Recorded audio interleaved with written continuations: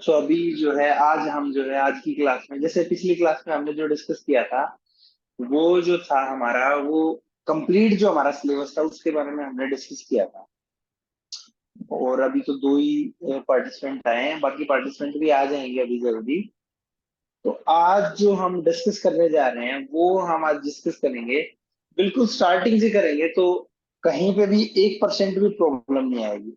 तो आज जो है वो हम स्टार्ट करेंगे एलिमेंट्स ऑफ विजुअल आर्ट, या फिर एलिमेंट्स ऑफ आर्ट, या फिर एलिमेंट्स ऑफ डिजाइन, या एलिमेंट्स ऑफ आर्ट भी बोल देते हैं। तो मतलब एलिमेंट्स ऑफ डिजाइन बोले तो भी यही है, और एलिमेंट्स ऑफ आर्ट बोले तो भी यही है, और विजुअल आर्ट या विजुअल कला के जो एलिमेंट्स हैं तो वो भी यही है। मतलब अलग अलग नहीं है, सेम चीज है, एक ही है, बस नाम अलग अलग।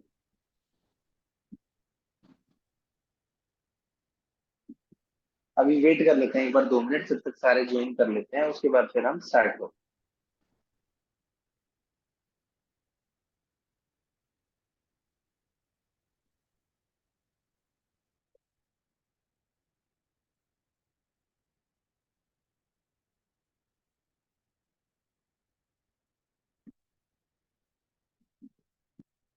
सो सबसे पहले जो है ना, ज्वाइन कर लेंगे, हम स्टार्ट कर देते हैं। सबसे पहले जो है ना, विजुअल आर्ट या विजुअल कला जो है उसके तत्व या एलिमेंट हैं क्या, सबसे पहले तो हम ये देखते हैं। देखो, जब भी हम कोई भी पेंटिंग, किसी भी तरह का कोई भी आर्ट वर्क स्टार्ट करते हैं, तो इन्हीं आर्ट के एलिमेंट्स को यूज करते हुए वो आर्ट का काम स्टार्ट करते हैं। चाहे वो पेंटिंग हो, स्कल्पचर हो, डिजाइनिंग हो, कुछ भी हो, किसी भी तरह का आर्ट से रिलेटेड काम है, जब उसको स्टार्ट करते हैं तो इन्हीं एलिमेंट्स को यूज करते हुए पूरे काम को स्टार्ट करते हैं। ठीक है, तो कैसे है, जैसे एक पेंटिंग का हम एग्जांपल लेके अगर चलें, एक पेंटिंग जो है, कोई भी पेंटिंग हम सपोज, या तो कोई पेंटिंग हम हिस्ट्री से कोई उठा के देख सकते हैं, कि जैसे मोनालिसा ले ली हमने, या कोई भी एक पेंटिंग हमने उठा ली। या फिर हम ये ले सकते हैं कि हम कोई पेंटिंग बना रहे हैं, उसमें कैसे हम एलिमेंट्स ऑफ आर्ट को डालते हैं, वो चीज हम डिस्कस कर रहे हैं। तो सबसे पहले जो है ना, एलिमेंट्स ऑफ आर्ट क्या है, कि जब किसी पेंटिंग को हम स्टार्ट करते हैं, कोई भी पेंटिंग है तो वो या तो पेपर पे बनाएंगे, या कैनवस पे बनाएंगे, या दीवार पे बनाएंगे, किसी भी सरफेस पे उस पेंटिंग को हम बनाएंगे। तो उस पेंटिंग को बनाने के लिए सबसे पहले हम जो है, जब पेंसिल से कुछ ड्रॉ करना स्टार्ट करते हैं, तो ड्रॉ करने में देखो, बहुत सारी बुक्स में ये जो एलिमेंट्स ऑफ आर्ट है ना, ये लाइन से स्टार्ट होते हैं, लाइन, फिर देन शेप, फॉर्म, इस टाइप से। बट मैंने इसको स्टार्ट जो है ना, वो बिंदु से, पॉइंट से स्टार्ट किया है। बहुत सारी बुक्स में पॉइंट से मिलता है, बहुत सारी बुक्स में ये जो है आपका लाइन से मिलता है। तो दोनों ही ठीक है, दोनों में से कोई भी ये नहीं है कि गलत है। ठीक है, बट इसमें है क्या, दोनों में चेंज क्या है, कुछ बहुत बड़ा चेंज नहीं है, एक माइनर सा चेंज है। जब कोई भी लाइन हम स्टार्ट करते हैं, तो किसी ना किसी एक पॉइंट से वो लाइन ड्रॉ करना स्टार्ट करते हैं। जब किसी लाइन को ड्रॉ करते हैं, तो एक किसी भी पॉइंट से हम कैनवस के ऊपर, या हमारे कोई भी सरफेस है उसके ऊपर अगर हम एक डॉट भी लगा देते हैं ना, तो वो डॉट भी एक लाइन ही होती है। ठीक है, एक लाइन का ही टाइप है। ठीक है, तो डॉट जो होती है, अब बहुत सारी डॉट्स को जब हम ज्वाइन करते जाते हैं, तो उन डॉट्स को जब ज्वाइन करते हैं, तो वो सारी डॉट्स मिलकर एक लाइन को बनाते हैं। बहुत सारी डॉट्स जब ज्वाइन करती हैं तो वो एक लाइन हो जाती है। बट बात हम पॉइंट की करें, तो पॉइंट की कोई लंबाई नहीं होती, कोई चौड़ाई नहीं होती, और किसी भी तरह की कोई ऊंचाई नहीं होती। ठीक है, ये फिक्स एक जगह है कि जब मतलब फॉर एग्जांपल एक कैनवस है या कोई कागज है, उसके ऊपर हम एक डॉट बना के छोड़ देते हैं, तो वहां पे हमें ये दिखता है कि भाई कुछ समथिंग, मतलब कुछ तो वहां पे है। ठीक है, तो वो जो डॉट होता है, वो हमारा जो ध्यान है ना, वो अपनी तरफ खींचता है, पूरे कैनवस पे हमारा ध्यान नहीं जाता, उस डॉट की तरफ हमारा ध्यान जाता है।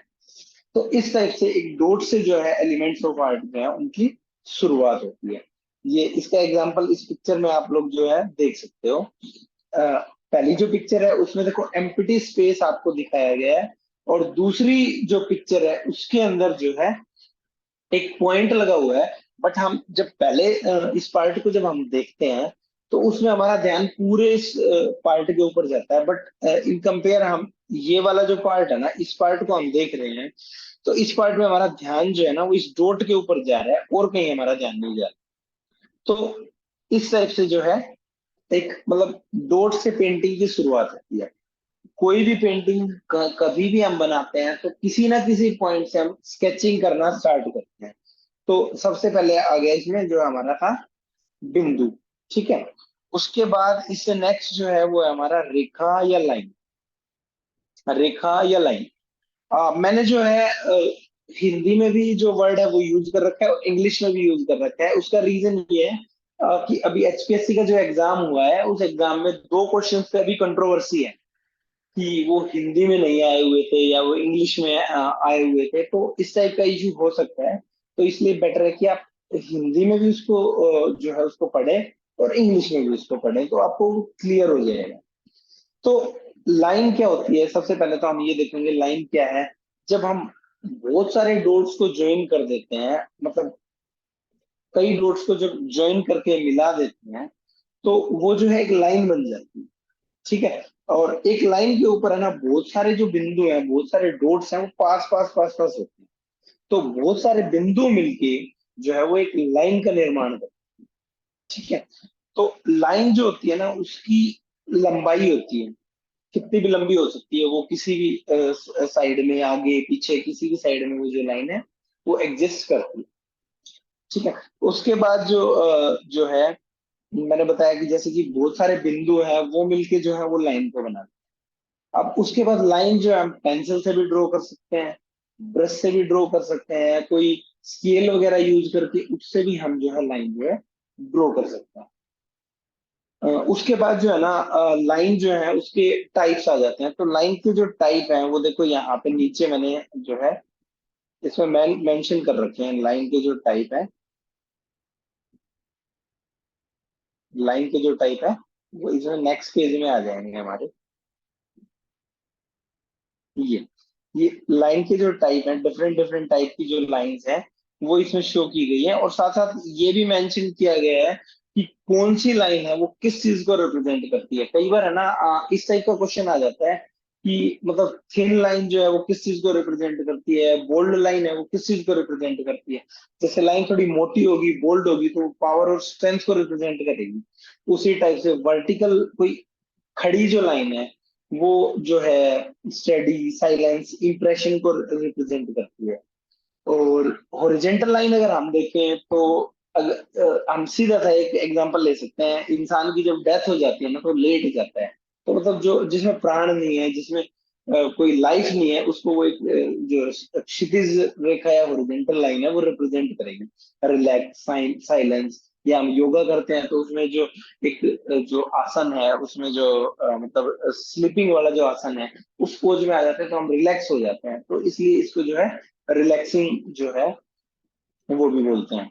ठीक है। तो इस टाइप से ये देखो डिफरेंट डिफरेंट टाइप्स की जो लाइंस है और हर लाइन के ऊपर जो है ना मेंशन कर रखा है साथ साथ कि कौन सी लाइन जो है वो किस टाइप की उसको शो करती है। मतलब जैसे कि स्ट्रेट लाइन है वो किसको रिप्रेजेंट करती है, हॉरिजॉन्टल लाइन है वो किसको रिप्रेजेंट करती है, क्रॉस लाइन है वो किसको रिप्रेजेंट करती है। क्रॉस लाइन जैसे वॉर का हो गया, फाइट का हो गया, हीट का हो गया या कंफ्यूजन का हो गया, उसको रिप्रेजेंट करती है। तो इस टाइप से ये बहुत सारी लाइंस, डिफरेंट डिफरेंट लाइंस मैंने इसमें मेंशन कर रखी है।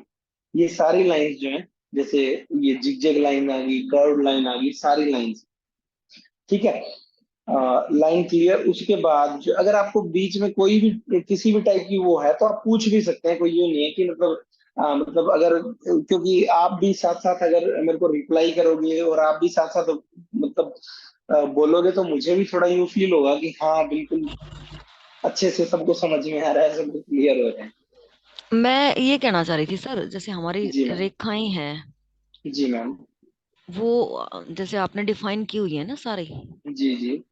उनके साथ हिंदी में भी होना चाहिए था, मुझे ऐसा थोड़ा वो लगा। हिंदी हिंदी में मैं डाल दूंगा मैडम, वो भी डाल दूंगा।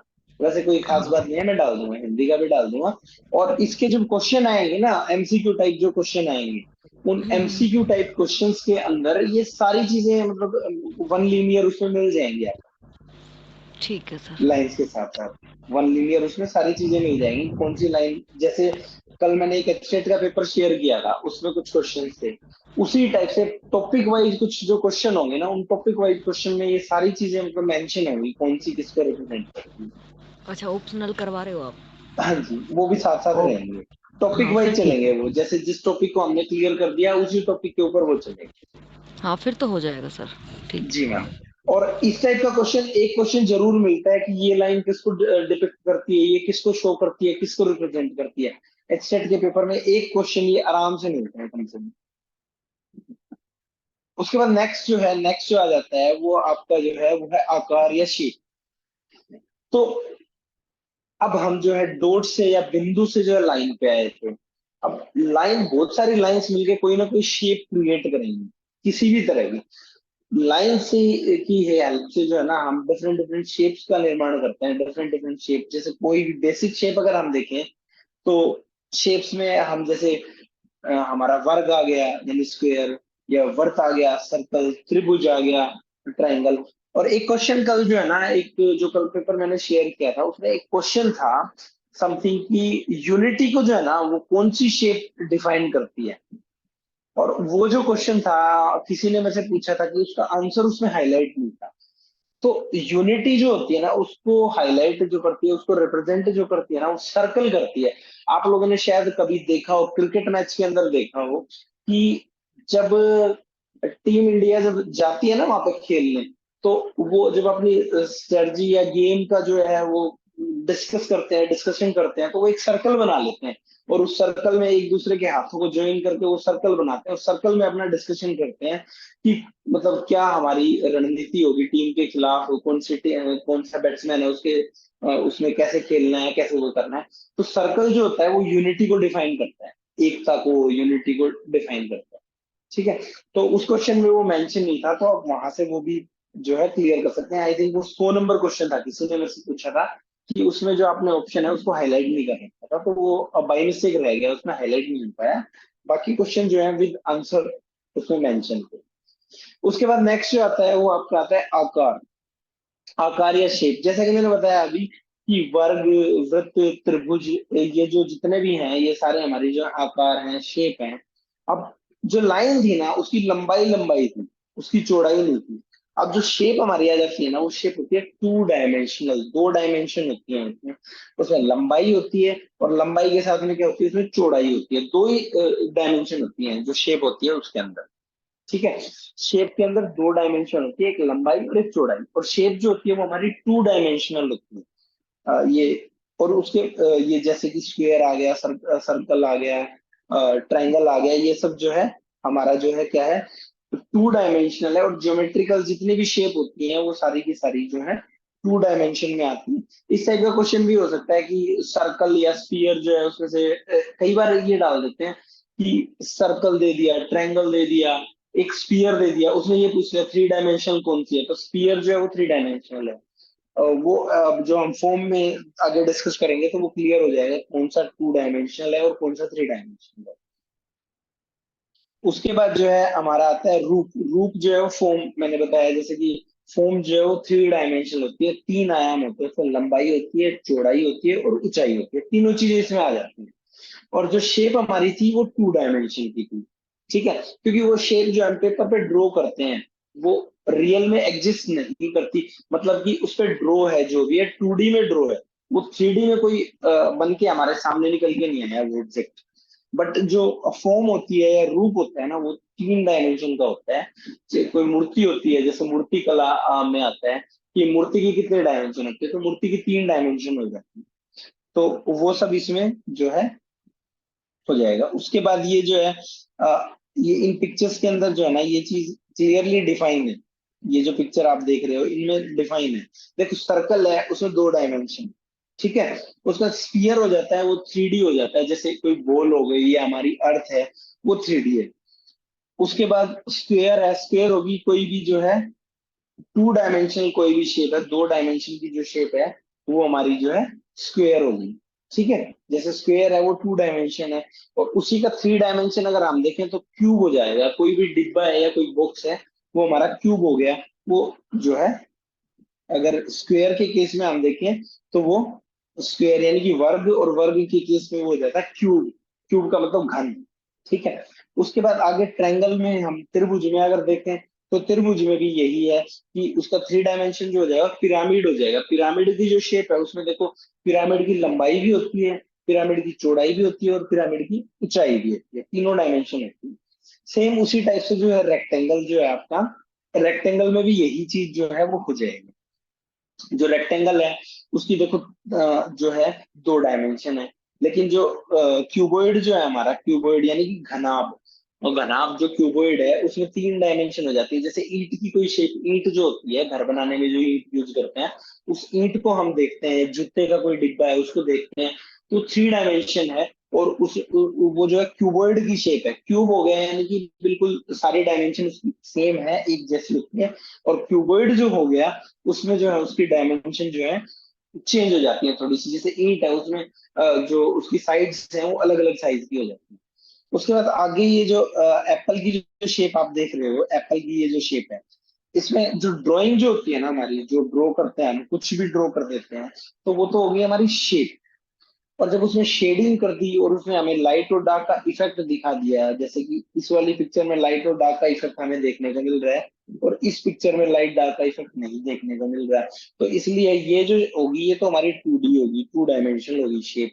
और जो फॉर्म है वो हमारी होगी थ्री डायमेंशन, तीन डायमेंशन होगी इसमें। ये 3D हो गई, वो फॉर्म हो गई, और शेप जो है वो टू डायमेंशनल होगी।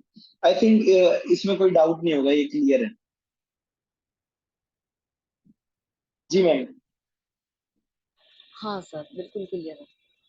उसके बाद जो अगला जो हमारा आ जाता है ये मेन है, इसमें से भी एक क्वेश्चन आराम से आता है, कलर में से एक क्वेश्चन जरूर देखने को मिलता है। जो कलर का जो टॉपिक है उस टॉपिक में से एक या दो क्वेश्चन आराम से देखने को मिलते हैं। और ये जो क्वेश्चन है ना, कलर का जो टॉपिक है, वो पिक्चर्स के साथ समझने का है। अगर हम इसको थ्योरेटिकल वैसे देखेंगे तो उतना क्लियर नहीं होगा, बट इसको जब हम पिक्चर की हेल्प से आगे देखेंगे, कलर व्हील की हेल्प से, तो ये हमें और ज्यादा क्लियर हो जाएगा। अब कलर, कलर में अगर हम देखें ना, तो कलर क्या है, कलर की डेफिनेशन क्या है? कलर जो है एक प्रकाश का एक गुण है। क्योंकि क्या है, अगर लाइट है तो हमें कलर दिखाई देगा, अगर लाइट है ही नहीं तो हमें कलर दिखाई नहीं देगा। जैसे कि रात में कई बार लाइट चली जाती है एकदम से, तो हम देखते हैं हमें कुछ नहीं दिखता, ब्लैक ब्लैक दिखता है सब कुछ।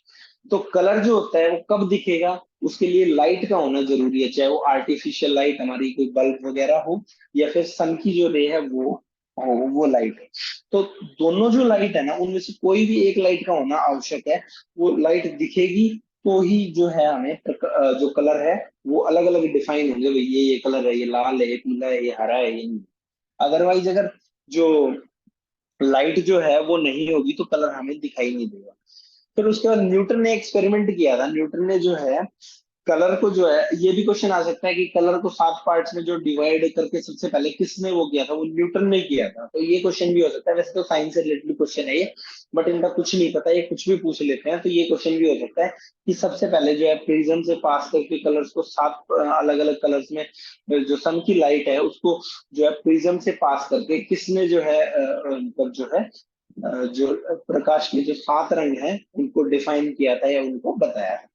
तो जब ये सिक्स सेवन्थ में आई थिंक ये टॉपिक आ जाता है साइंस के अंदर, कि जब हम प्रिज्म, एक प्रिज्म के अंदर से जब सन की लाइट को पास करते हैं, या कई बार हम देखते हैं क्लास में जो बच्चे हैं ना वो भी क्या करते हैं, स्केल होता है ना जो नॉर्मल सेलो का जो स्केल होता है, ट्रांसपेरेंट जो स्केल होता है, उस स्केल को यूं आंखों के आगे लगा के देखते हैं, तो उसमें से हमें सेवन रेज ये दिखाई देती हैं लाइट।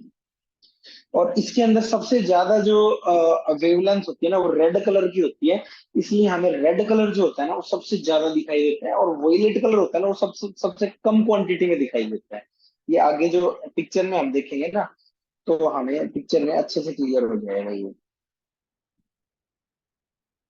ये पिक्चर में हमें क्लियर हो जाएगा। ये देखो प्रिज्म से जब कलर को पास करते हैं तो सेवन जो अलग अलग कलर्स हैं उसमें वो डिवाइड हो जाता है। सन का जो प्रकाश है, सूरज का जो प्रकाश है, वो सात अलग अलग कलर्स में डिफाइन हो जाता है।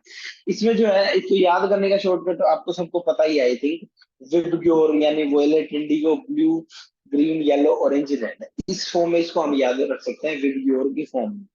ठीक है। उसके बाद रेड कलर जो सबसे ऊपर होता है ना, उसकी वेवलेंथ सबसे ज्यादा होती है, सबसे हाई होती है। और वोयलेट जो कलर होता है ना, वोयलेट कलर, इसकी वेवलेंथ सबसे कम होती है। इसलिए आपने एक चीज देखी होगी, जो भी न्यूज चैनल वगैरह आप देखते हो या कोई बैनर वैनर देखते हो ना, उसमें रेड कलर कहीं होता है ना, तो रेड कलर हमें अपनी तरफ अट्रैक्ट करता है, दूर से दिखाई देता है। और आपने अगर देखा हो, अच्छे से ऑब्जर्व किया हो, तो जिसने जितने भी मोस्टली न्यूज चैनल है ना, उनमें ब्रेकिंग न्यूज और ये जो चीजें आती है ना, वो रेड कलर के फॉन्ट में आती है, लाल रंग से दिखाई जाती है, ताकि एकदम से इम्पैक्ट पड़े और वो आपको कुछ मतलब जल्दी दिखे। जो लाल कलर है वो थोड़ा सा हमें मतलब जल्दी दिखता है, दूर तक दिखता है। ठीक है। तो इसलिए लाल जो रंग है उसकी वेवलेंथ ज्यादा होती है, इसलिए हमें लाल कलर जो है ज्यादा अट्रैक्ट करता है। ठीक है। उसके बाद जो कलर्स के जो टाइप हैं वो आ जाते हैं। कलर के टाइप जो है, कलर को बेसिकली हम लोग मतलब मोस्टली जो आर्ट्स रिलेटेड लोग हैं उनको सबको पता ही है आई थिंक ये चीज, तो इसमें कोई नई चीज नहीं है कि जो कलर है उनको हम तीन डिफरेंट डिफरेंट टाइप से, तीन अलग अलग कैटेगरीज में डिवाइड करते हैं। तो उसकी पहली जो कैटेगरी है ना, वो आ जाती है आपकी primary colour, then secondary colour, then तीसरी होती है टर्सरी कलर, या उसको कई जगह पे कई बुक्स में आपको है ना न्यूट्रल कलर भी देखने को मिलता है। ठीक है। तो पहला जो आता है वो है प्राइमरी कलर। प्राइमरी कलर यानी कि वो कलर जो किसी दूसरे के कॉम्बिनेशन से नहीं बनते। मतलब कि अगर हमारे पास कलर का एक बॉक्स है, एक डिब्बा है, तो उसमें रेड कलर अगर हमारा खत्म हो गया ना, तो हमें रेड कलर नया परचेज करना पड़ेगा। ये नहीं है कि रेड कलर किसी और कलर को मिला के हम बना, बट अगर हमारे पास ग्रीन कलर खत्म हो जाता है तो हम येलो को और ब्लू को यूज करके बना सकते हैं। ठीक है। तो इस टाइप से ये तीन कलर हमारे यहाँ बेसिक प्राइमरी कलर हैं। जो कलर है रेड, लाल रंग, येलो और उसके बाद ब्लू, ये तीन कलर जो है अभी जो स्क्रीन पे आपको दिख रहे हैं, रेड, येलो और ब्लू, ये हमारे जो है प्राइमरी कलर। ये सारे हमारे जो है प्राइमरी कलर। उसके बाद जो है दूसरे आ जाता है, दूसरी जो कलर की जो सेकंड टाइप है, उसमें आ जाता है सेकेंडरी कलर। सेकेंडरी कलर यानी कि वो कलर जिनको हम किन्हीं भी किसी भी दो प्राइमरी कलर को यूज करते हैं। जैसे कि मान लो मैंने रेड ले लिया, लाल रंग, और एक मैंने ले लिया येलो, पीला कलर। रेड यानी लाल और पीले को जब मिलाएंगे ना, तो हमारा कलर बन जाएगा ऑरेंज। ये कलर हमारा बन जाएगा। ठीक है। लाल और पीले, कई बार है ना इस टाइप का क्वेश्चन आ जाता है, लाल और पीले कलर को मिलाएंगे तो कौन सा कलर बनता है, तो इस टाइप के क्वेश्चन आ जाते हैं। ठीक है। उसके बाद वोयलेट कलर है। वोयलेट कलर अगर हम देखें तो वोयलेट कलर जो है किसको मिलाते हैं, वोयलेट कलर के लिए लाल और नीले रंग को बराबर मात्रा में, इक्वल क्वांटिटी में अगर मिलाएंगे, तो ये जो इस टाइप के कलर जो है, जो वोयलेट कलर जो है या फिर बैंगनी कलर जो है, वो हमारा रेड है। उसके बाद नेक्स्ट जो कलर है हमारा ग्रीन कलर, जो सेकेंडरी टाइप की कलर है, उसमें तीसरा कलर है ग्रीन कलर। अब ग्रीन कलर जो होगा, ग्रीन कलर को मिलाएंगे, किस किस कलर को मिक्स करके बनाएंगे, एक तो ब्लू को ले लेंगे हम, और ब्लू के साथ हम जोड़ देंगे येलो कलर को, तो वो आपका ग्रीन कलर बन जाएगा। ठीक है। तो इस टाइप से ग्रीन कलर आपका बनता है। ये हो गया हमारा सेकेंडरी टाइप के कलर। जो प्राइमरी हो गए, तीन कलर प्राइमरी थे, तीन सेकेंडरी हो गए। उसके बाद जो है अगला जो आता है हमारा, मैंने बताया था इनको कई कई जगह पे इंटरमीडिएट कलर भी बोल देते हैं, और कई जगह पे इनको न्यूट्रल कलर भी बोलते हैं। कई बुक्स में जो 9th 10th की बुक्स हैं उसमें न्यूट्रल कलर भी इनके लिए यूज किया गया है। और कई जगह पे इनको इंटरमीडिएट कलर भी बोल देते हैं, और इनको जो है टर्सरी कलर भी बोलते हैं, यानी कि तृतीय कलर, तीसरे टाइप के जो कलर। अब ये जो कलर हैं वो किसके कॉम्बिनेशन से बनते हैं, जैसे हमारे पास तीन तो हमारे हो गए थे जो है प्राइमरी कलर, तीन हमारे हो गए थे सेकेंडरी कलर। अब देखो, एक मान लो मैंने रेड कलर ले लिया, लाल रंग ले लिया। अब लाल रंग को मैं जो है अगर ऑरेंज कलर पहले से ही सेकेंडरी कलर था, लाल प्राइमरी था, ऑरेंज सेकेंडरी था, इन दोनों को मिलाऊंगा ना, तो ना ही तो वो रेड कलर रहेगा ना ही वो ऑरेंज रहेगा, दोनों के बीच की शेड बन जाएगी। तो वो शेड कौन सी हो जाएगी, वो आपकी, वैसे बेसिकली हम उसको बोलते हैं स्कारलेट रेड, जिसको जो है वैसे नॉर्मली हमें ना नॉर्मली उसको गाजरी रंग भी बोल देते हैं, तो वो स्कारलेट कलर हो जाएगा। ठीक है। इसी टाइप से पीले को और ऑरेंज को मिलाएंगे ना, पीले को और ऑरेंज को मिलाएंगे, तो कुछ कुछ वो ओकर येलो के जैसा बन जाए। ठीक है। तो इस टाइप से प्राइमरी और सेकेंडरी कलर्स को जब एक दूसरे कलर में मिलाएंगे बराबर मात्रा में, इक्वल क्वांटिटी में, तो वो जो है हमारे टर्सरी कलर बन जाएंगे। और इसको अगर वैसे समझे तो सबसे आसान तरीका है इसमें, मैथ 1 + 2 = 3। इसको अगर हम देख सकते हैं, यानी एक प्राइमरी कलर होगा, एक सेकेंडरी कलर होगा, वो मिलके जो है तीसरा, टोटल भी इनका 3 यार है, तो तीसरा टर्सरी टाइप का कलर बना है। ठीक है, तो आई थिंक इनमें कोई दिक्कत नहीं होगी। उसके बाद ये जो है कलर व्हील आ जाता है, ये जो है कलर व्हील आ जाता है। इसमें जो है सबसे पहले आप देखो, कलर व्हील के अंदर ये जो है ना, ये हो गया, येलो हो गया, ये रेड हो गया, और ये ब्लू हो गया, ये तीन हमारे प्राइमरी कलर हो गए। फिर जब मैंने इन दोनों कलर्स को मिलाया, यानी कि येलो को और रेड को जो मिलाया मैंने, सॉरी रेड ये वाला, रेड को जब मैंने मिलाया तो ऑरेंज कलर बन गया। ये हमारा जो ऑरेंज हो गया सेकंड टाइप का कलर हो गया। इसी टाइप से जब मैंने नीले को, ब्लू जो है नीला ये, और लाल ये है, इसको मिलाया तो ये जो कलर बन गया ना, ये सेकेंडरी कलर बन गया। ठीक है, ठीक है। उसके बाद इसी टाइप से जो है ब्लू को और येलो को जो मैं मिलाऊंगा तो ग्रीन कलर बन जाएगा। ठीक है, तो ये हमारा सेकेंडरी हो गया। उसके बाद हमारा जो आता है, ये देखो, ये नीला है, ये प्राइमरी कलर है, ये ग्रीन है, ये सेकेंडरी कलर है। जब इन दोनों को मिला दूंगा तो ये हमारा हो गया टर्सरी कलर, तीसरे टाइप का कलर हो गया। इसी टाइप से, यानी कि ये देखो, इसके और इसके बीच में जो है ये तीसरा कलर है, वो तीसरे टाइप का कलर हो गया। ऐसे ही जो है इसके और इसके बीच में ये जो है सेकेंडरी हो गया, और इसके बीच में आप जो देख रहे हैं ये कलर, ये आपका तीसरे टाइप का कलर हो गया। तो तीन टाइप के कलर हो गए आपके, प्राइमरी कलर, सेकेंडरी कलर और टर्सरी कलर। किसी ने हैंड रेज किया है कि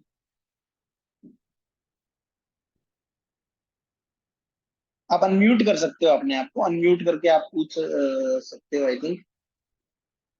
कोई ए के नाम से आया था क्लास में अभी। ठीक है, ये हमारा हो गया।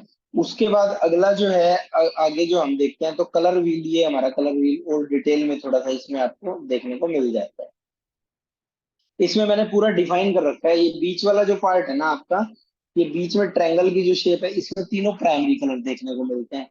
फिर इस वाले को और इस वाले को मिला दिया तो ये बन जाएगा, इन दोनों को मिला दिया तो ये बन जाएगा, इन दोनों को मिला दिया तो ये बन जाएगा। और उसके बाद ऐसे ही जो है, ऐसे ही अब जब हम प्राइमरी और सेकेंडरी को मिलाएंगे तो टर्सरी तीसरे टाइप के कलर बन जाएंगे। इसमें अच्छे से डिफाइन कर रखा है इस पिक्चर के अंदर, अच्छे से आपको समझ में आ जाएगा ये। ठीक है, इस पिक्चर में अच्छे से क्लियर हो जाएगा। उसके बाद कलर्स में ना एक इस टाइप की क्वेश्चन आ जाते हैं कि कॉम्प्लीमेंट्री कलर जो है वो क्या होते हैं, कौन कौन से कलर कॉम्प्लीमेंट्री कलर हैं। ठीक है, यानी पूरक कलर, एक दूसरे के अपोजिट कलर जो होते हैं उनको हम पूरक या कॉम्प्लीमेंट्री कलर बोलते हैं। जैसे कि अगर हम इस कलर व्हील में देखें ना, तो आपको कॉम्प्लीमेंट्री कलर बिल्कुल समझ में आ जाएगा। अब जिस कलर के सामने जो कलर है ना, जैसे ये लाइन भी यहाँ पे ड्रॉ कर रखी है, जैसे पीले के कलर के सामने ये पर्पल है, तो ये एक दूसरे के अपोजिट कलर हो गए, कॉम्प्लीमेंट्री कलर हो गए, कॉन्ट्रास्ट देंगे एक दूसरे को। जैसे कि अगर हम कोई पेंटिंग बनाते हैं, उसमें बैकग्राउंड अगर हम पर्पल कर रहे हैं, तो उसे कुछ हाईलाइटेड करना है तो हम उसको येलो से दिखाएंगे ना, तो वो पार्ट अलग ही दिखेगा, बिल्कुल उससे अट्रैक्ट होगा। तो ये बिल्कुल कॉन्ट्रास्ट के कलर हैं, उनको कॉम्प्लीमेंट्री कलर बोलते हैं। ऐसे ही लाल और ये जो है हरा जो है, वो एक दूसरे के कॉम्प्लीमेंट्री कलर हो गए। ठीक है, उसी टाइप से ये जो है ब्लू, उसके सामने ऑरेंज है बिल्कुल, तो ऑरेंज और ब्लू एक दूसरे के कॉम्प्लीमेंट्री कलर हो गए। यानी कि इस कलर व्हील में आप जो देख रहे हो ना, बिल्कुल एक दूसरे के आमने सामने जो कलर है, बिल्कुल एक दूसरे के फ्रंट में, यानी जिस कलर की दूसरे से जो आई कांटेक्ट हो रहा है ना, वो कलर आपका जो है एक दूसरे का कॉम्प्लीमेंट्री कलर। ठीक है, आई थिंक इसमें अब कोई डाउट नहीं होगा कॉम्प्लीमेंट्री कलर में। और एक और चीज, जब इन दोनों कलर्स को, कॉम्प्लीमेंट्री कलर्स को जब आपस में मिलाया जाता है ना, जैसे येलो के अंदर मैंने पर्पल मिला दिया ना, तो वो ग्रे शेड बनेगी। ऐसे ही रेड को और ग्रीन को मिला दिया ना बराबर क्वांटिटी में, तो ग्रे की शेड बनेगी, यानी न्यूट्रल कलर हो जाएगा, मटमैला सा कलर दिखाई देगा, ज्यादा कुछ उसमें नहीं रहेगा। इस टाइप से ये जो है कलर हमें देखने को मिलेगा।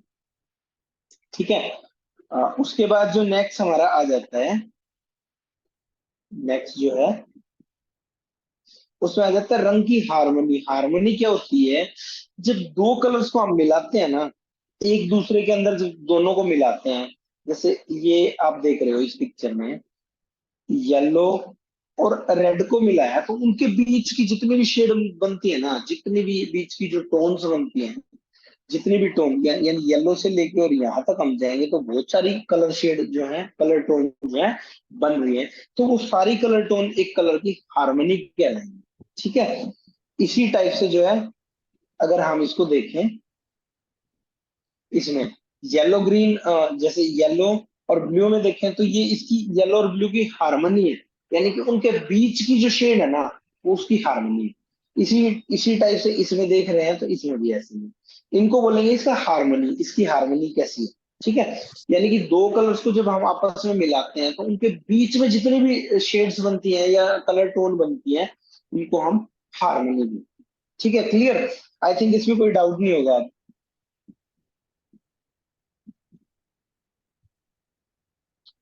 अगर कोई डाउट है तो आप पूछ सकते हैं साथ साथ, किसी भी तरह का कोई भी डाउट। आई थिंक पिक्चर्स को देखने के बाद इजीली समझ में आ रहा है, कोई डाउट बचेगा ही नहीं।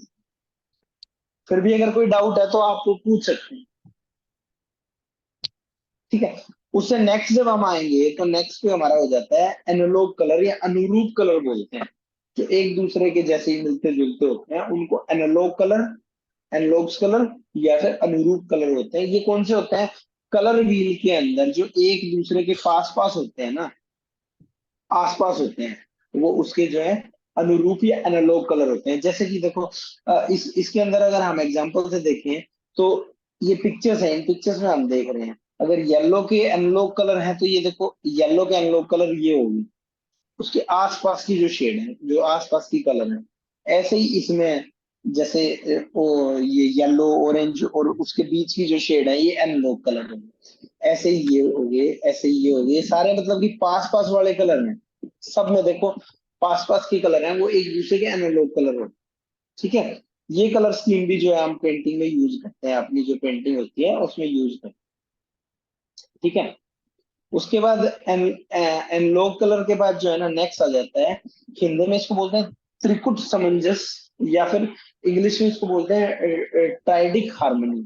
यानी कि ऐसे कलर जो कलर व्हील में एक फिक्स जगह पे है।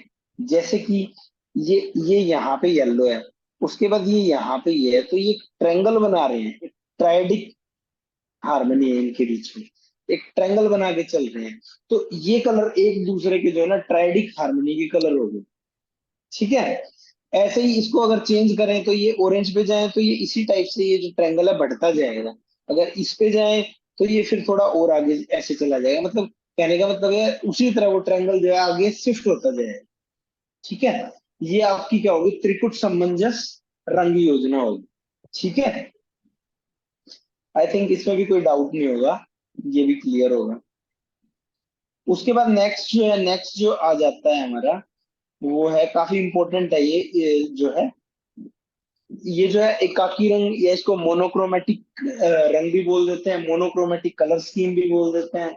ठीक है, तो मोनोक्रोम क्या होता है, मोनोक्रोम का मतलब होता है जो कि इस कलर व्हील में आपको देखने को मिल रहा है यहाँ पे। अब ये देखो ग्रीन है ना, तो ग्रीन को ही मैं जब ग्रीन को व्हाइट मिला के तो उसको लाइट कर रहा हूँ, और ग्रीन को जो है उसके अंदर ब्लैक मिला के उसको डार्क कर रहा हूँ। यानी कि कलर तो मेन कलर तो हमारा ग्रीन ही है, बट उसको लाइट कर दिया, उसको डार्क कर दिया, वो आपका क्या हो गया, वो आपका एकाकी रंग या मोनोक्रोमेटिक कलर हो गया, जिसमें एक रंग, एकाकी मीन्स एक रंग, और उसी को लाइट करके यूज कर दिया और उसी को डार्क करके यूज कर दिया। अब ये जो साइड में जो आप पेंटिंग देख रहे हो, ये वाली पेंटिंग है, ये पूरी आपकी मोनोक्रोमेटिक पेंटिंग। ठीक है, ये मोनोक्रोमेटिक पेंटिंग होगी। उसके बाद ऐसे ही जो है ये नेक्स्ट जो सीन आप देख रहे हो, ये वाली पेंटिंग जो आप देख रहे हो, ये जो है ये भी आपकी मोनोक्रोमेटिक पेंटिंग होगी। मोनोक्रोमेटिक पेंटिंग क्या होती है, जिस पेंटिंग के अंदर एक ही कलर को लाइट और उसी को डार्क करके पूरी पेंटिंग उसी से बनाई जाती है, कोई भी उसमें अलग अलग कलर नहीं डाले जाते, सिर्फ एक कलर को यूज करके बनाई जाती है, वो आपकी मोनोक्रोमेटिक पेंटिंग है।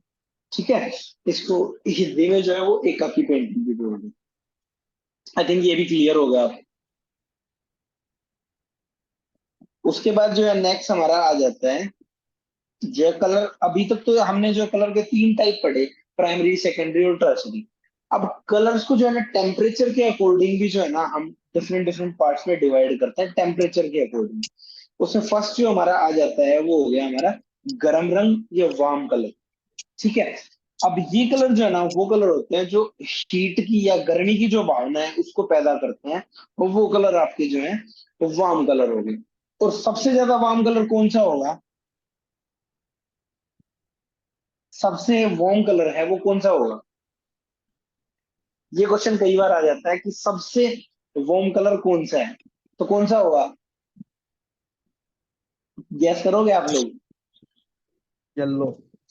हाँ, राइट। येलो सबसे वार्म कलर होगा, क्यों? क्योंकि सन जो हमारा है ना वो येलो कलर का है। तो सन जो हमारा येलो कलर का है, तो आई थिंक इस दुनिया में जो है सन से ज्यादा गर्म कोई चीज नहीं होगी, तो इसलिए येलो कलर को जो है हम जो है सबसे ज्यादा हीट वाला कलर मानते हैं। ठीक है।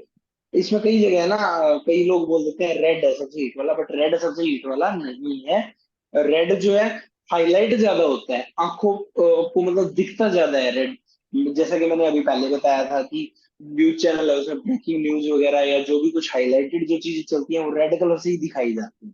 ठीक है। वो इसीलिए दिखाई जाती है क्योंकि वो कलर जो है उसकी वेवलेंथ सबसे ज्यादा है, और हमें बहुत आसानी से दिखता है, सबसे ज्यादा दिखता है। और जो प्रिज्म से पास करते हैं तो उसमें भी सबसे ऊपर जो है वो रेड कलर होता है, और रेड कलर की वेवलेंथ सबसे ज्यादा होती है, यानी सबसे ज्यादा हमें रेड दिखता है। अब इसमें आगे दूसरा है वो हो गया हमारा कूल कलर, शीतल रंग जिनको बोल देते हैं। तो ये वो कलर हो गए जो कलर जो है मतलब शीतलता को या ठंडी किसी चीज को रिप्रेजेंट करेंगे। अब फॉर एग्जांपल अगर हमें राजस्थान की हीट वाला कोई सीन अगर बनाना है या वो पेंटिंग बनानी है, तो उसमें हम जो कलर यूज करेंगे, कलर स्कीम यूज करेंगे ना, वो वार्म कलर स्कीम यूज करेंगे। और अगर कोई हमें ये बोले कि शिमला का कोई सीन दिखाना है, तो उस सीन में हम वार्म कलर यूज नहीं करेंगे, कूल कलर यूज करेंगे। ठीक है। वो दोनों में अंतर दिखेगा फिर कि ये हीट वाला सीन है तो ये इस टाइप की कलर कॉम्बिनेशन में है, और ये जो जो ठंडा सीन है वो इस कलर कॉम्बिनेशन में है। तो ये भी जो है पेंटिंग में हम यूज करते हैं। ठीक है। उसके बाद नेक्स्ट जो है हमारा आ जाता है, छोटी छोटी टर्म्स हैं लिए जो है। उसके बाद जो होती है टोन, जो होती है टोन क्या होती है? टोन, देखो एक होती है टोन और टोन की होती है वैल्यू। टोन का एग्जांपल है, मान लो हमारी मेन शेड रेड है। ठीक है। मेन शेड रेड है तो वो टोन हो गई हमारी। ठीक है। येलो जो मेन शेड है वो हमारी टोन हो गई।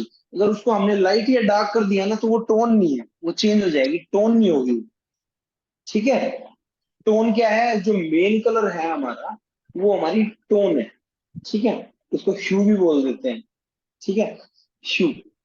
उसके बाद दूसरा आ जाता है टिंट। अब टिंट क्या होता है, जब ये देखो ये आप देख रहे हो इस पिक्चर में, जब किसी कलर के अंदर व्हाइट मिला के उसको लाइट कर देते हैं ना, तो लाइट वाला जो पार्ट होगा ना उसको बोलेंगे टिंट। लाइट वाले पार्ट को बोलेंगे टिंट, यानी कि किसी कलर में व्हाइट मिला दिया, उसकी अलग अलग जो है वो रेडी करी, अलग अलग जो कलर जो बनाए उसमें व्हाइट मिला के वो आपकी सारी हो जाती है टिंट। ठीक है। और अगर उसी कलर के अंदर अगर हम ब्लैक कलर को मिक्स करके बनाते हैं तो वो हमारी हो जाती है शेड। जैसे कि ये मेन कलर था, इसमें हमने ब्लैक कलर को मिक्स करते गए इधर इधर चलते गए, तो ये हमारी शेड हो जाएगी। यानी डार्क वाला जो एस्पेक्ट है, डार्क वाला जो पार्ट है वो हमारा शेड हो गया, और लाइट वाला जो पार्ट हो गया वो हमारा क्या हो गया, टिंट हो गया। ठीक है।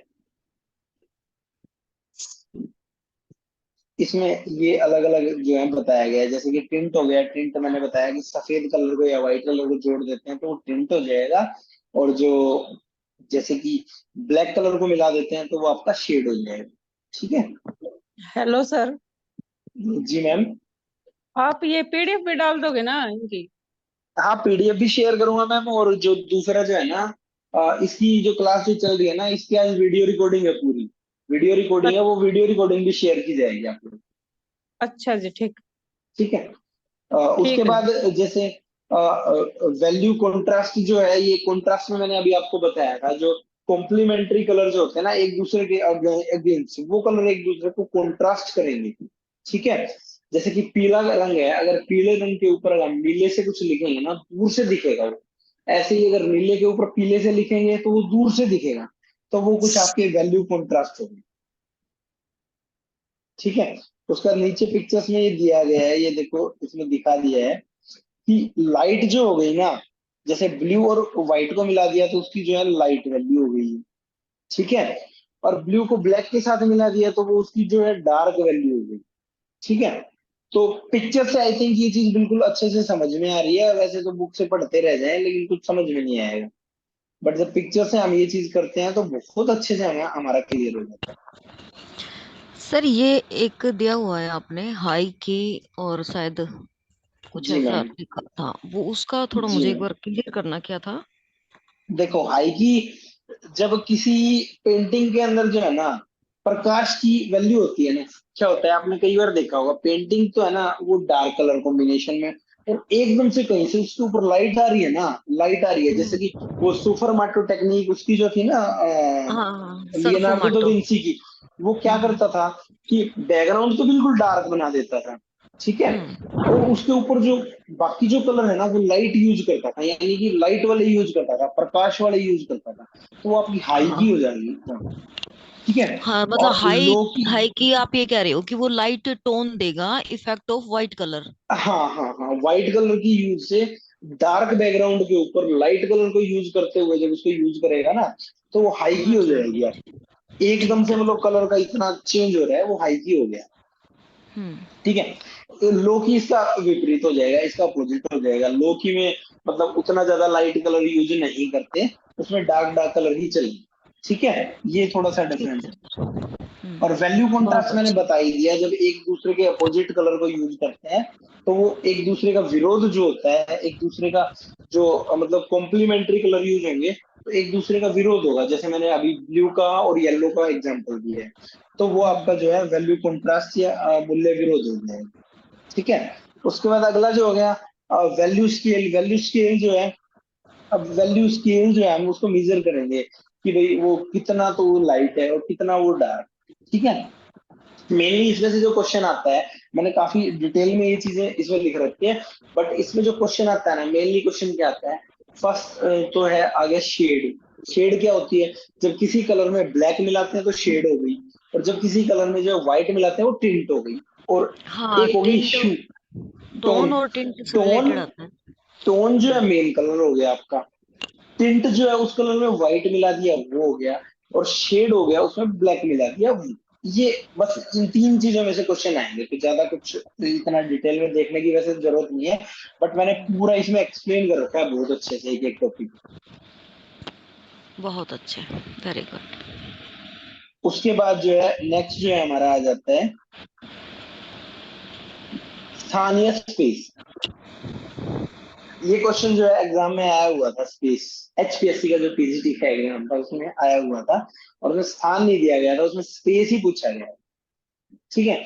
तो स्पेस क्या होता है, जब कोई भी पेंटिंग या कोई भी हम आर्ट वर्क रेडी करते हैं ना, तो उसे जो चीज बैकग्राउंड की होती है ना, वो बैकग्राउंड तो हमारा हो जाता है नेगेटिव स्पेस। यानी कि पूरी जो पेंटिंग है वो हमारा एक स्पेस है। ठीक है। और उसमें जो बैकग्राउंड में जो भी काम करते हैं, जो आपको इसमें दिख रहा है, देखो इन पिक्चर्स में आपको क्लियर हो जाएगा दोनों में।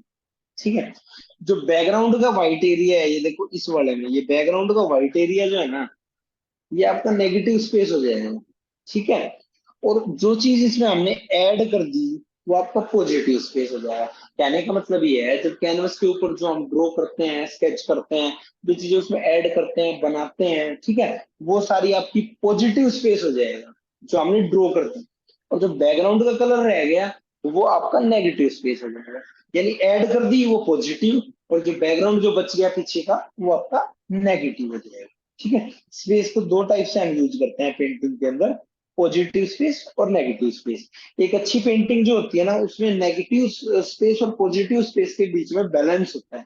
अगर वो बैलेंस होगा हमारी पेंटिंग के अंदर, तो हमारी जो पेंटिंग है वो अच्छी दिखेगी।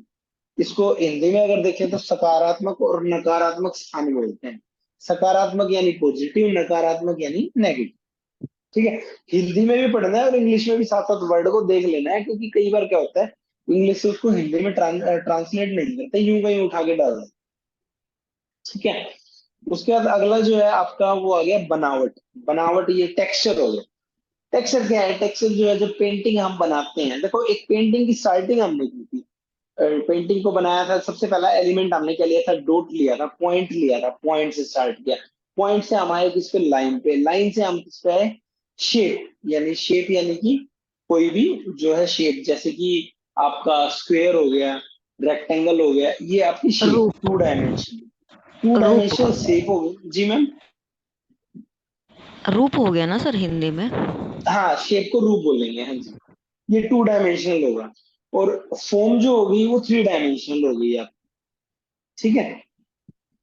उसके बाद जो है अगला आपका आ जाता है टेक्सचर। टेक्सचर का मतलब है कि कहीं पे भी, किसी भी सरफेस पे जब हम पेंटिंग को बनाते हैं, तो एक सरफेस तो हमें चाहिए ना, कि जिसपे हम पेंटिंग बनाए। चाहे वो कागज हो हमारा, चाहे वो हमारा कैनवस हो, चाहे वो लकड़ी का कोई टुकड़ा हो, या फिर वो जो है आपका दीवार हो, दीवार भी हो सकती है। किसी भी तरह का आपका टेक्सचर जो है वो हो सकता है। ठीक है। अब टेक्सचर में क्या होता है? जब टेक्सचर जो होता है ना, वो हमारा दो टाइप का टेक्सचर होता है।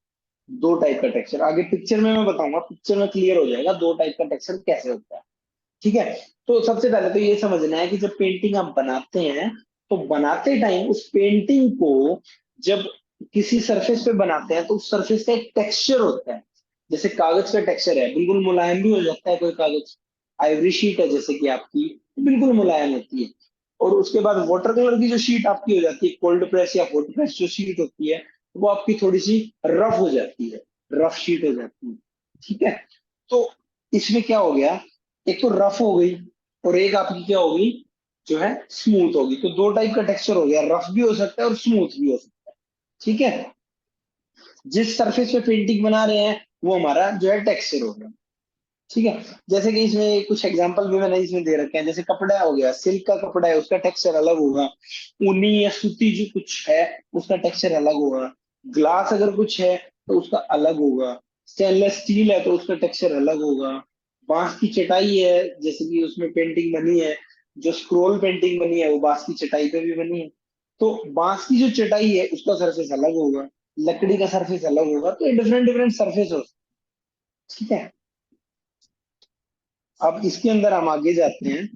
तो ये मैं अभी दो टाइप के सरफेस आपको बता रहा, दो टाइप के, कि दो टाइप के सरफेस होते हैं। उनमें देखो अंतर क्या है दो टाइप के सरफेस में, वो हम अभी इसमें देखेंगे। देखो आप अभी स्क्रीन पे ना एक पिक्चर देख रहे हो। ठीक है। दो अलग अलग पिक्चर देख रहे हो साइड में। तो इस पिक्चर में देखो, इधर की जो पिक्चर है ना, ये वाली, इनमें क्या है कि आपने देखा होगा कोई वॉलपेपर अगर आप दीवार पे लगाते हो ना, तो उस वॉलपेपर पे पिक्चर तो होती है, टेक्सचर तो होता है, बट वो टेक्सचर पे हाथ लगाते हैं तो फील नहीं होता, वो बिल्कुल स्मूथ होता है। दिखने में तो यूं लगता है ये जो है, जैसे ये वाला टेक्सचर है, दिखने में तो यूं लग रहा है हमें अपनी आंखों से कि भाई ये जो है, इसमें कुछ ना कुछ है। बट इसको जब हाथ से हम फील करते हैं ना, तो ये जो है हमें फील नहीं होगा, बिल्कुल सरफेस स्मूथ लगे। ठीक है। तो इस सरफेस को जो है विजुअल सरफेस बोलेंगे हम, जो हम अपनी आंखों से देखते हैं उसको विजुअल सरफेस बोलेंगे। ठीक है। इसके अपोजिट में दूसरा ये जो सरफेस है, ये जैसे कि कहीं पे आपने देखा होगा, कहीं पे एनग्रेविंग कर दी, किसी पार्ट को खोद दिया थोड़ा सा। ठीक है। तो वो उभरा हुआ पार्ट हमें अलग दिखता है, तो ये आपका रियल टेक्सचर होता है। ये जो दूसरा होता है, जो उभार जिसमें हमें दिखाई देता है, हाथ से फील होता है, वो आपका कौन सा टेक्सचर हो जाता है? वो आपका हो जाता है रियल टेक्सचर। रियल यानी कि जिसको हम अनुभव कर सकते हैं, हाथ उसको घुमा के उसको फील कर सकते हैं कि भाई हाँ ये टेक्सचर है, यहाँ से ऊपर हो रहा है, यहाँ से ये नीचे हो रहा है। तो दो टाइप का टेक्सचर आपको बताया। तो इस टाइप का क्वेश्चन भी आ सकता है कि कौन सा टेक्सचर किस टाइप का है। कोई मतलब एग्जांपल दे दिया कि लकड़ी का टुकड़ा है, उसके ऊपर जो टेक्सचर है वो कैसा टेक्सचर है, इस टाइप का जो है क्वेश्चन वो भी हो सकता है। ठीक है। तो ये था हमारा टेक्सचर। और ये टेक्सचर के साथ हमारा जो एलिमेंट ऑफ आर्ट है ना, एलिमेंट्स ऑफ आर्ट जो है हमारे, वो क्लियर हो गए। आठ हमने पढ़े हैं। बट अगर एग्जाम में क्वेश्चन आ जाता है ना, तो सिक्स एलिमेंट्स हमें वहां पे बताने हैं, सिक्स एलिमेंट। कई कई लोग है ना जो डॉट को भी एलिमेंट मान लेते हैं, और कई लोग जो है ना डॉट को एलिमेंट नहीं मानते। अगर एमसीक्यू क्वेश्चन के अंदर अगर 6 वहां पे कोई ऑप्शन में 6 है ना, तो 6 को हमें सिलेक्ट करना है। अगर 6 नहीं है तो 7 को सिलेक्ट करना है। और अगर 6 और 7 दोनों है तो 6 को सिलेक्ट करेंगे, 7 को सिलेक्ट नहीं। ठीक है, तो इस टाइप से ये जो हमारा था एलिमेंट्स ऑफ आर्ट का टॉपिक था। इसमें अगर आपको किसी भी तरह का कोई भी डाउट है तो आप पूछ सकते हैं। उसके बाद जो है आपको ये वीडियो जो है आपको शेयर कर दी जाएगी ग्रुप के ऊपर। ठीक है, यूट्यूब का लिंक जो है वो शेयर कर दिया जाएगा। ठीक है, अब इसमें अगर आपको कोई भी डाउट है एलिमेंट्स ऑफ आर्ट में, आई थिंक मेरे हिसाब से तो कोई अब डाउट इसमें होना नहीं चाहिए। और इनको रटने की भी जरूरत नहीं है। इनको एक पेंटिंग जब बनाते हैं ना, स्टेप्स में आप याद कर सकते हो। पेंटिंग में सबसे पहले पेंसिल उठाई, उससे डॉट ड्रॉ किया, डॉट से लाइन बनाई, लाइन से जो है हमने शेप बनाई, यानी कि 2 डायमेंशनल पेंसिल से बनाई। उसका उसमें जो है हम 3 डायमेंशनल उसको लाइट और डार्क कर देते हैं, तो वो आपकी फॉर्म हो जाती है। ठीक है, एक रूप हो जाता है, उसको रूप मिल जाता है। उसके बाद कलर हो गया, उसमें कलर ही तो करते हैं शेप बनाने के बाद या वो बनाने के बाद कलर हो गया। कलर के बाद एक पर्टिकुलर एक टेक्सचर होगा, उसी टेक्सचर पे सारी पेंटिंग बनती है। और वो जो पेंटिंग बनती है उसमें 2 टाइप के स्पेस होते हैं, पॉजिटिव स्पेस और नेगेटिव। ठीक है, तो ये हमारे एलिमेंट्स ऑफ आर्ट थे। एक पेंटिंग, किसी भी पेंटिंग को आप उठा के देखें तो हर पेंटिंग के अंदर ये एलिमेंट्स हमें एग्जिस्ट मिलेंगे। हर पेंटिंग के अंदर ये जो है एग्जिस्ट करते हैं, मिलते हैं। ठीक है, तो अब अगर आपको कोई डाउट है किसी तरह का तो आप पूछ सकते हैं।